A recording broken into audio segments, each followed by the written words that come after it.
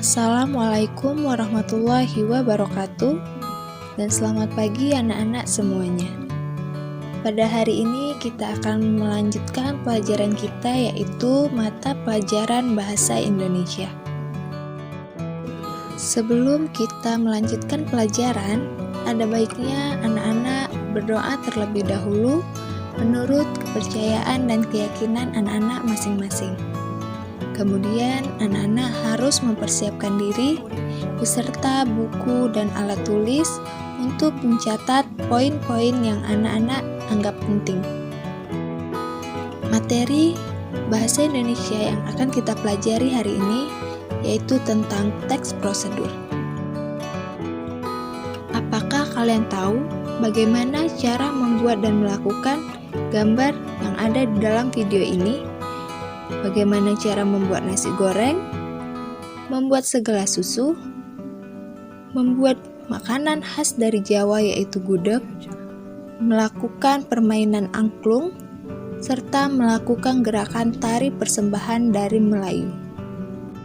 Nah, untuk kalian dapat mengetahui tata cara atau langkah-langkah membuat serta melakukan hal-hal tersebut, kalian harus mempelajari yang namanya teks prosedur. Lalu, apa itu teks prosedur? Teks prosedur adalah teks yang berisi cara, petunjuk, langkah-langkah untuk melakukan atau membuat sesuatu agar mencapai tujuan yang diinginkan. Teks prosedur juga memiliki tujuan, yaitu menjelaskan kegiatan yang harus dilakukan agar pembaca dapat secara tepat dan akurat mengikuti sebuah proses membuat sesuatu, melakukan sesuatu, atau menggunakan sesuatu. Selain memiliki tujuan, teks prosedur juga memiliki ciri-ciri dari segi isinya. Ciri yang pertama yaitu sebagai panduan langkah-langkah yang harus dilakukan. Ciri yang kedua, aturan atau batasan dalam hal bahan atau kegiatan dalam melakukan kegiatan. 3. Isi kegiatan yang dilakukan secara urut. Apabila tidak urut, dapat disebut dengan tips. Teks prosedur memiliki jenis-jenis berdasarkan tujuannya. 1. Teks prosedur untuk memandu cara menggunakan atau memainkan suatu alat. 2. Teks prosedur untuk memandu cara membuat yang terdiri atas alat dan bahan serta langkah-langkah. Yang ketiga, teks prosedur untuk memandu cara melakukan sebuah kegiatan. Nah, kira-kira teks prosedur memiliki struktur nggak ya? Nah, ternyata struktur teks prosedur dibagi menjadi dua, yaitu struktur teks prosedur cara membuat sesuatu dan struktur teks prosedur cara melakukan sesuatu.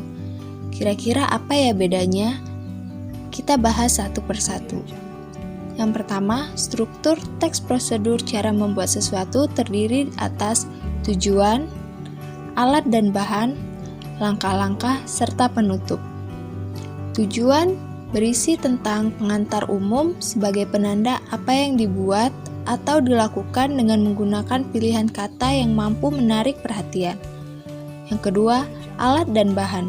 Alat dan bahan berisi rincian alat dan bahan yang digunakan dengan menjelaskan ukuran yang tepat. Ketiga, langkah-langkah. Langkah-langkah berisi tahapan-tahapan kegiatan atau urutan kronologis termasuk hal yang perlu diperhatikan jika panduan untuk permainan memberikan aturan permainannya. Yang terakhir yaitu penutup atau simpulan. Berisi merujuk kembali ke hal-hal pokok yang disebutkan dalam pendahuluan dan ulang kembali dengan kata yang lain atau sinonim, atau dapat juga mengucapkan selamat atau memotivasi orang untuk melakukannya. Ucapan selamat menikmati keindahan, kenyamanan, kelezatan hasil yang telah dilakukan. Yang kedua yaitu struktur teks prosedur cara melakukan sesuatu. Secara garis besar, struktur dalam melakukan sesuatu dan membuat sesuatu hanya berbeda pada poin kedua, yaitu pada cara melakukan sesuatu tidak terdapat alat dan bahan, namun hanya terdapat tujuan, Langkah-langkah penutup atau simpulan. Kaidah kebahasaan teks prosedur. Kaidah kebahasaan teks prosedur terdapat beberapa, yaitu yang pertama, menggunakan kalimat perintah.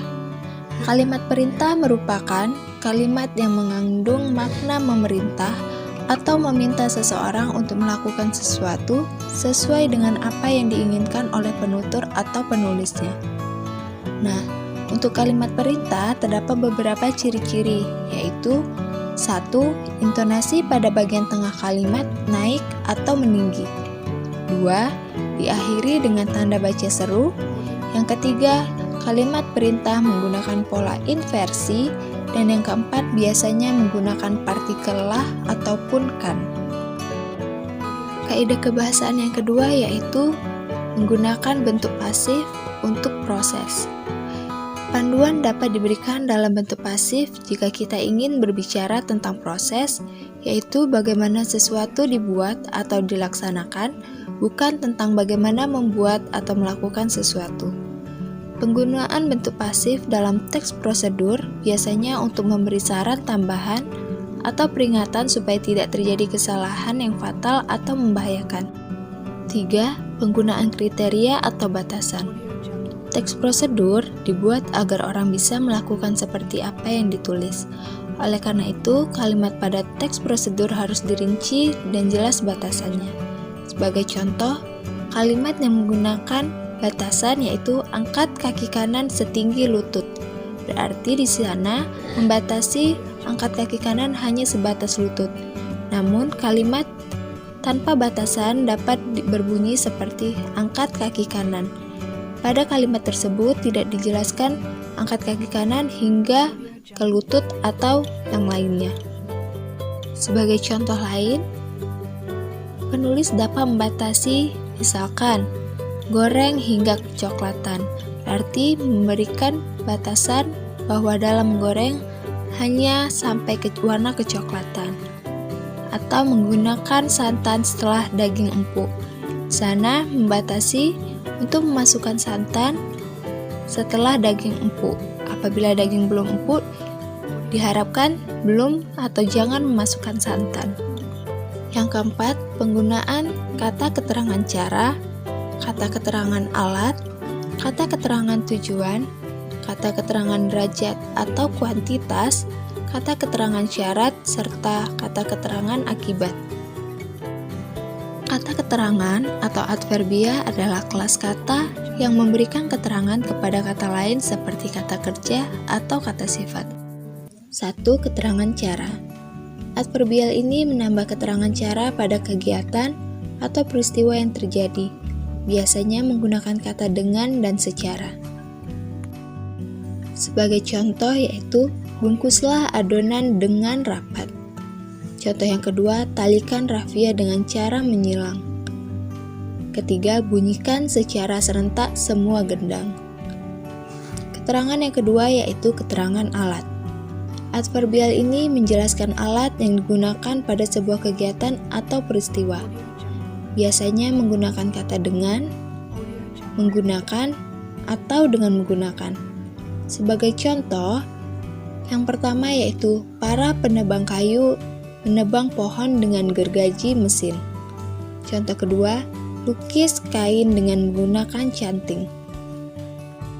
Keterangan yang ketiga yaitu keterangan tujuan. Adverbial ini menambahkan informasi tujuan pada kalimat. Biasanya menggunakan kata untuk, supaya, dan agar. Sebagai contoh yaitu malam jangan terlalu panas agar tidak merusak kain. Keterangan selanjutnya yaitu keterangan derajat atau kuantitas. Kata ini menambahkan keterangan kuantitas pada sebuah kalimat yang disertainya. Sebagai contoh yaitu, setelah dicelup, angkat kain secepatnya. Kata secepatnya mengarah pada keterangan derajat atau kuantitas. Keterangan selanjutnya yaitu keterangan syarat. Kata keterangan ini menambahkan keterangan syarat terjadinya suatu peristiwa. Biasanya menggunakan kata jika. Sebagai contoh, jika gula terlalu banyak, maka akan lebih cepat gosong. Yang terakhir yaitu keterangan akibat. Kata keterangan ini menambah keterangan akibat yang ditimbulkan dari sebuah peristiwa atau kegiatan.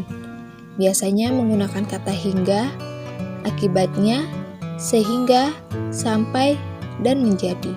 Sebagai contoh yaitu goreng adonan hingga kecoklatan. Kata hingga termasuk keterangan akibat. Contoh yang kedua yaitu ulangi kegiatan sampai bahan habis. Kata sampai juga termasuk keterangan akibat. Kaidah kebahasaan yang kelima yaitu menggunakan kalimat saran atau larangan. Teks prosedur memandu pembaca agar selamat, aman, dan dapat mencapai hasil maksimal. Oleh karena itu, bahasa teks prosedur juga menggunakan saran, keharusan, dan larangan agar tidak menimbulkan bahaya. Biasanya menggunakan kata atau frase hubung, yaitu sebaiknya, hindari, jangan, jika tidak, atau kecuali jika. Kaidah kebahasaan yang keenam yaitu menggunakan kata penghubung, pelesapan, kata acuan. Langkah dalam panduan dapat dihubungkan dengan ungkapan seperti kemudian, sekarang, berikutnya, dan setelah ini. Terkadang, penulis menggunakan suatu penghubung yang diulang terlalu sering. Untuk itu, kita harus melakukan pelesapan. Pelesapan adalah penghilangan bagian tertentu yang sama dan sudah disebutkan sebelumnya. Kaidah kebahasaan yang terakhir yaitu penggunaan akhiran i dan akhiran kan pada teks prosedur. Akhiran i dipakai jika objek dalam kalimat tidak bergerak dan akhiran kan dipakai jika objek bergerak. Demikianlah penyampaian materi mengenai teks prosedur. Semoga apa yang telah disampaikan dapat bermanfaat dan dapat dipahami oleh anak-anak. Akhir kata, diucapkan sekian dan terima kasih.